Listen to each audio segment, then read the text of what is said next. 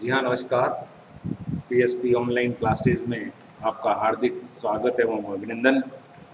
आज हम भूगोल विषय बीए प्रथम वर्ष का अध्ययन करेंगे, जिसमें पटल विरूपण अपने टॉपिक का नाम है।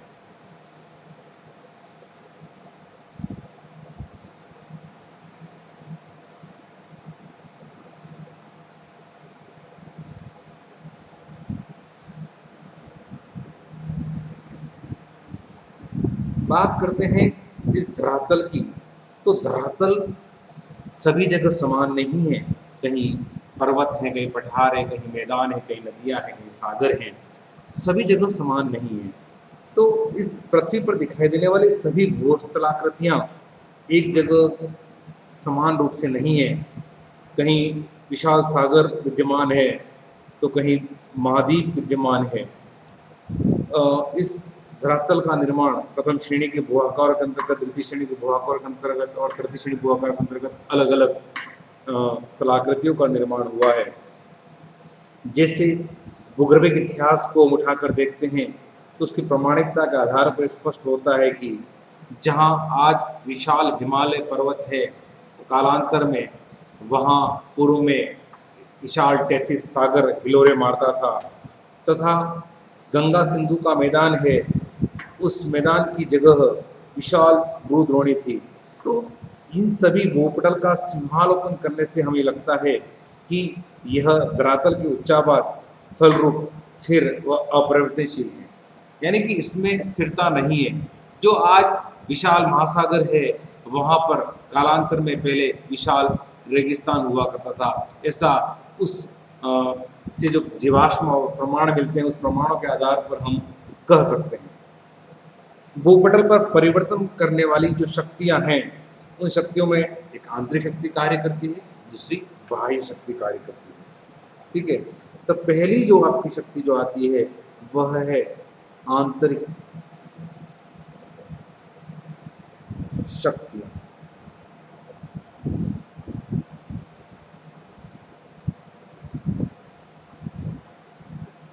आंतरिक शक्तियों में वही शक्तियां जो धरातल के अंदर कार्य करती हैं, धरातल के भूगर्भ के अंदर कार्य करती हैं, उन्हें आंतरिक शक्ति कहते हैं। भूपटल पर भूम्याकार के विकास व विनाश होता है, और भूपटल पर भूम्याकारों के विकास विनाश कार्य में पृथ्वी की दोनों शक्तियां निहित होती हैं।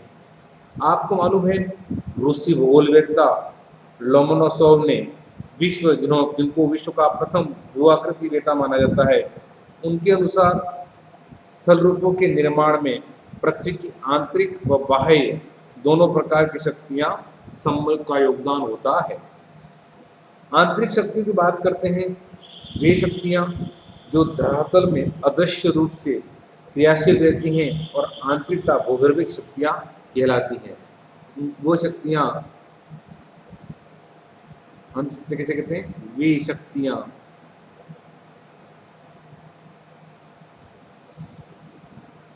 जो धरातल के आंतरिक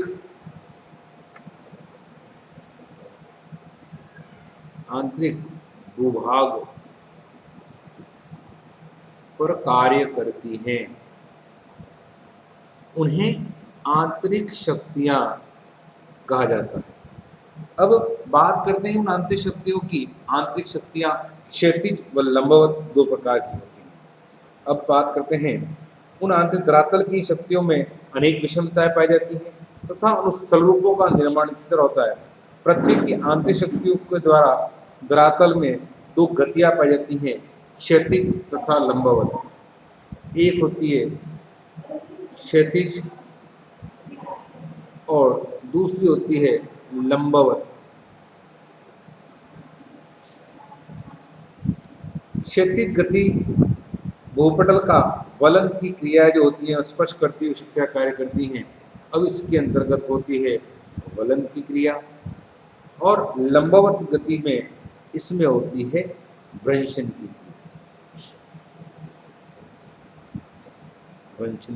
क्रिया। आंतरिक शक्ति की उत्पत्ति के कारण, इसके कारण जो है आंतरिक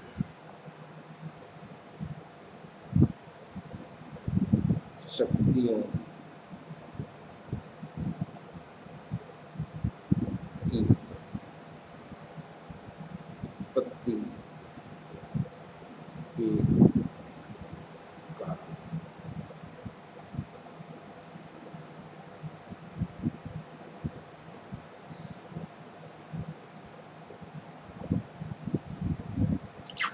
पहला जो कारण है जो है वो है आंतरिक ताप प्रवणता।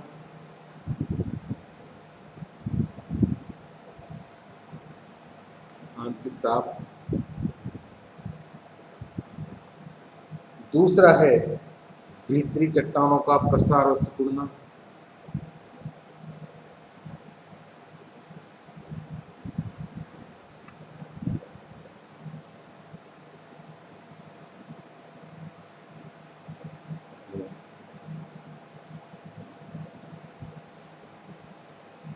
और तीसरा जो है वो है रेडियो एक्टिव पदार्थ।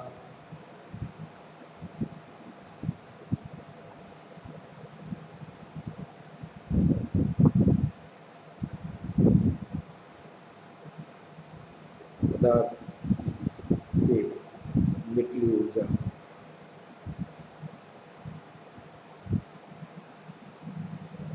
और चौथा है संवहन तरंगों की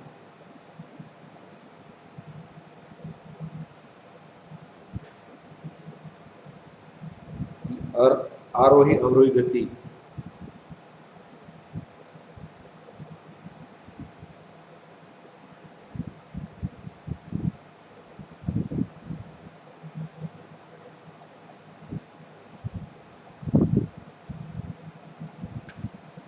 ये तो उनकी आंतरिक ताप प्रवणता, आंतरिक शक्तियों की उत्पत्ति के जो कारण, यानी कि धरातल के अंदर जो तापमान विद्यमान होता है उस तापमान के कारण ऐसी शक्तियां उत्पन्न हो जाती हैं, इसको कहा है। अब बात करें पूरा धरातल जो बना हुआ है वह चट्टान से बना हुआ है, मिट्टी से बना हुआ है। तो उन चट्टानों में जब ताप पा करके वो चट्टानें फैलती हैं, प्रसार करती हैं और गर्मी के दिनों में वो फैल जाती हैं और सर्दी में उनमें क्या होता है, सिकुड़न पैदा हो जाती है। इस कर से ऐसी वलन और बंचन जैसी क्रियाएं उत्पन्न होती हैं, ऐसा कहा जाता है। अब रेडियो एक्टिव पदार्थों से जो ऊर्जा निकलती है, चाहे वो परमाणु विस्फोट हो, चाहे वह किसी और रेडियो एक्टिव पदार्थ के द्वारा कोई ऊर्जा निकलती, उन ऊर्जा से इसके पृथ्वी में धरातल के अंतर्गत जो भ्रंशन और वलन जैसी क्रिया बनती है। दूसरा, संवहन की तो तरंगें होती हैं, वो तरंगें लंबे दूर तक जाती हैं। जिस प्रकार से उदाहरण रूप से मैं आपको समझाऊं, अब टब के अंदर पानी रखा गया है, वो पानी बिल्कुल साफ है और उस टब को साइड से किसी ने बहुत हथौड़े से या किसी पत्थर से चोट मारते हैं तो क्या होता है, उस टब में लहर उठती है, कंपन पैदा होती है और वो कंपन वहां जहां से स्टार्ट होने के बाद में अंतिम समय तक, अंतिम स्टार्ट छोर तक जाती है। तो यहाँ पर भी इस धरातल भी एक प्रकार से उस टब की तरह ही है, जहाँ संवहन तरंगों को आरोही और जो अवरोही तरंगे जहाँ आपस में टकराती हैं, उन टकराने के बाद उसमें इस प्रकार के वलन और वृंचन जैसी क्रियाएं उठती हैं। ये तो हुआ आंतरिक शक्तियों की उत्पत्ति के कारण। अब आज हम पढ़ रहे हैं भूपटल में परिवर्तन करने वाली शक्तियां।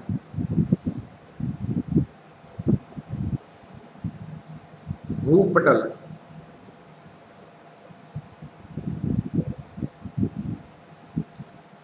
भूपटल तल पर परिवर्तन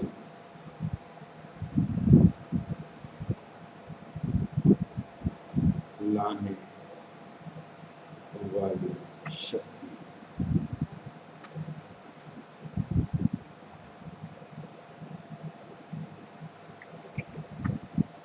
अब भूपटल पर आंतरिक, बाह्य व प्रक्षेत्र शक्तियां, तो यहाँ पर सबसे पहली जो शक्ति अपन इस प्रकार से हैं, पहला है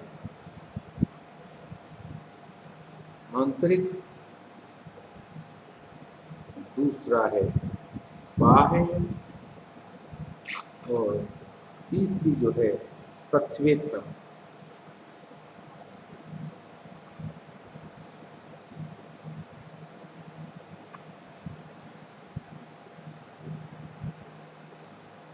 अंतर्जात जो शक्तियां होती है, आंतरिक शक्तियों में आपका उसमें होता है पटल विरूपण।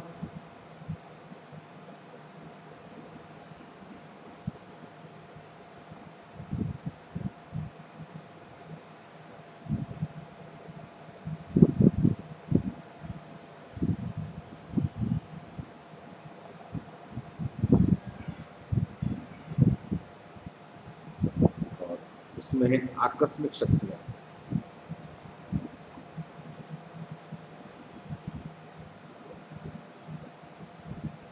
बाह्य में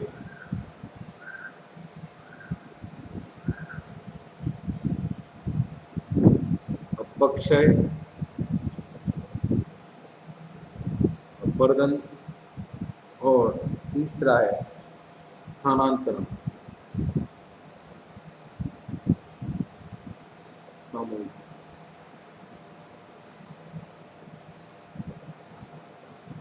सामूहिक स्थानांतरण।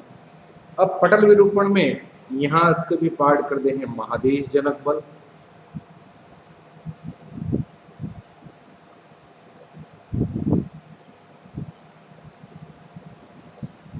और पर्वत निर्माण का।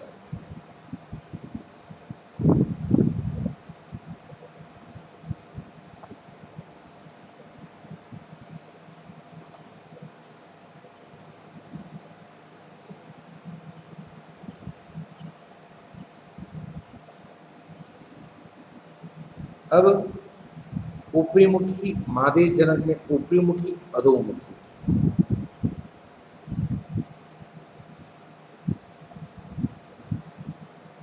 ऊपरी मुखी, अधोमुखी।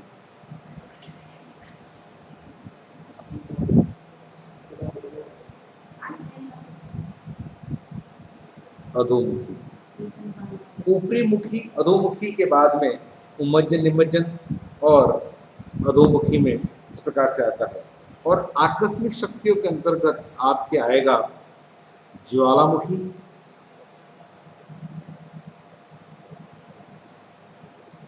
उसके बाद में भूकंप,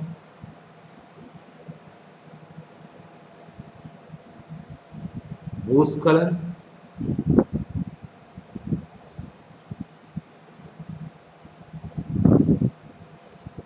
तनाव, और पर्वत निर्माणकारी शक्तियों में आपके आएगा तनाव व संपीड़न।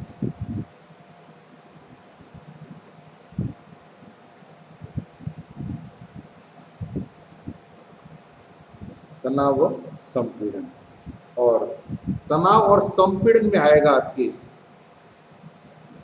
चटकन, दरार और पेश।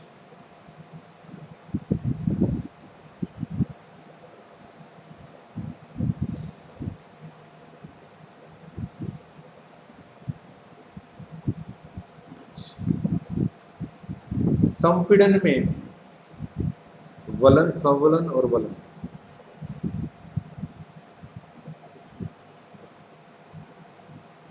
वलन और वलन। आज हम बात कर रहे हैं उसकी, तो आंतरिक शक्तियों के वे शक्तियां जो आंतरिक रूप से अल्पकाल में ही पृथ्वी तल पर उनके अनेक प्रकार के रचनात्मक और विनाशकारी परिवर्तन लाती हैं तथा उसमें अनेक भूहाकारों का निर्माण कर विनाश कर देती हैं, उन्हें आंतरिक शक्तियां कहा जाता है। जिसके अंतर्गत जैसे भूकंप है, ज्वालामुखी है, भूस्खलन है, एवलांश है, आदि जो शक्तियां होती हैं उन्हें आंतरिक शक्तियां कहा जाता है। अब आंतरिक को दीर्घकालीन शक्तियां, उससे दीर्घकालीन, दीर्घकालीन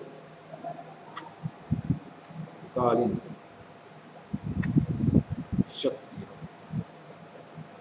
दीर्घकालीन शक्तियां के अंतर्गत इसका हम बाह्य व आंतरिक दोनों को आपका आया था। अब पटल विरूपण के अंतर्गत में वे शक्तियां जो लंबे समय तक कार्य करती हैं उनको दीर्घकालीन शक्तियां कहा जाता है। जैसे अपक्षय व अपर्दन, और उनको दीर्घकालीन शक्तियों के अंतर्गत रखा गया है। अब बात पटल विरूपण के अर्थ की बात आती है तो संपूर्ण भूपटल तथा उसके बड़े भूभाग पर दीर्घकालीन शक्तियों के कारण नवीन भूआकारों का निर्माण होता है, जिन्हें पटल विरूपण कहा जाता है। यानी कि इस धरातल पर जो बड़े भूभाग हैं उसमें कोई दीर्घकालीन शक्तियां कार्य करती हैं, तो उन दीर्घकालीन शक्तियों के कारण इस नवीन भूआकारों का निर्माण होता है, तो उन्हें पटल विरूपण कहा जाता है। अब अलग अलग विद्वानों ने पटल विरूपण की परिभाषा दी है, तो आज हम फ्रेंच व टिवार्था ने इस पटल विरूपण के बारे में क्या कहा है बताऊंगा मैं आपको। तो फ्रेंच व टिवार्था ने कहा है कि पटल विरूपण से आश्रय उन समस्त प्रक्रमों से है जिनका भूपटल के उमज्जन व निमज्जन या किसी एक भाग से संबंध में दूसरे भाग का विस्थापन करके टूटने मुड़ने की जो प्रक्रिया होती है उनको पटल विरूपण कहा है। यह किसने कहा था? फ्रेंच व टिवार्था ने। तो फ्रेंच और टिवार्था के अनुसार दूसरी परिभाषा भी उन्होंने दी थी, वह है पृथ्वी की आंतरिक शक्तियों से उत्पन्न मंद व दीर्घकालीन भूसंचलन, जिसमें भूपटल पर बड़े पैमाने पर विरूपण होता है तथा बृहद स्थल रूप महाद्वीप, महासागर आदि बनते हैं। इस संचलन को पटल विरूपण कहा जाता है। अंत में हम सब इस निष्कर्ष पर पहुंचे हैं पटल विरूपण किसे कहते हैं। तो यहाँ हम जो हमारी सोच के अनुसार यह परिभाषा आ रही है, वेद शक्तियां जो लंबे समय तक यानी दीर्घकालीन कार्य करती हैं, क्षैतिज हो चाहे लंबवत, को क्रियाशील रहती हैं, जिनका कार्य मंद गति तथा लंबे समय बाद भूपटल पर विस्तृत पैमाने पर दिखाई देता है तथा जिसमें प्रथम श्रेणी व द्वितीय श्रेणी के भूआकारों का निर्माण होता है, उन्हें पटल विरूपण कहा जाता है।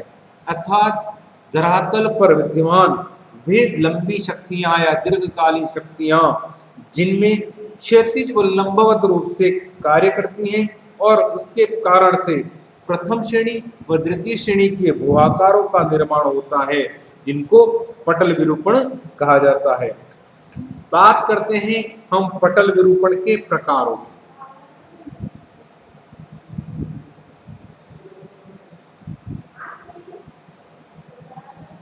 पटल विरूपण के प्रकार।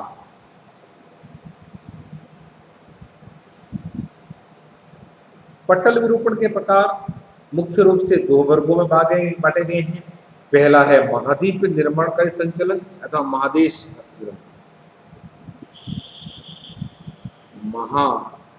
महाद्वीप निर्माणकारी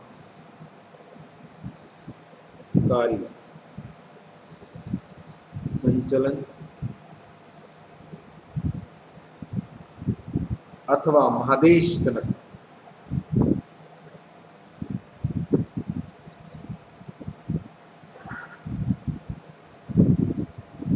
महादेश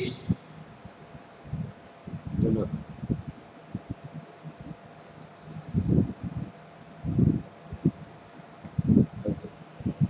दूसरा है पर्वतीय संचलन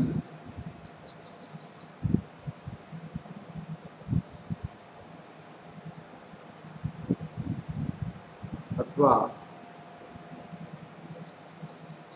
निर्माणकारी हलचलें।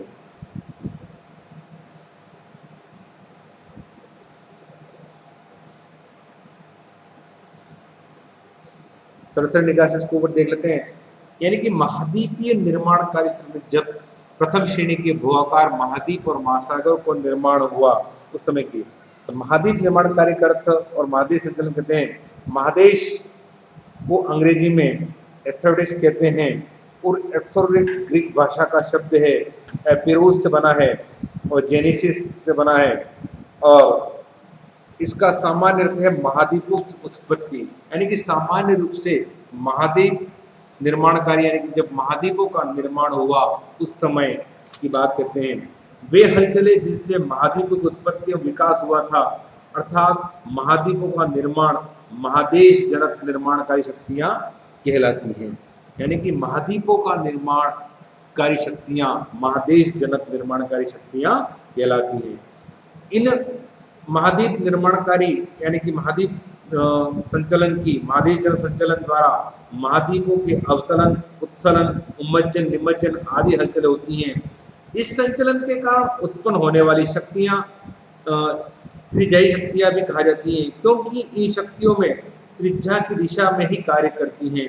हलचल की दिशा के आधार पर महाद्वीप निर्माणकारी हलचल को अनेक भागों में बांटा गया है, यानी मुख्य रूप से दो भागों में बांटा गया है, चाहे अधोमुखी और ऊर्ध्वमुखी, दोनों में, अधोमुखी और ऊर्ध्वमुखी में।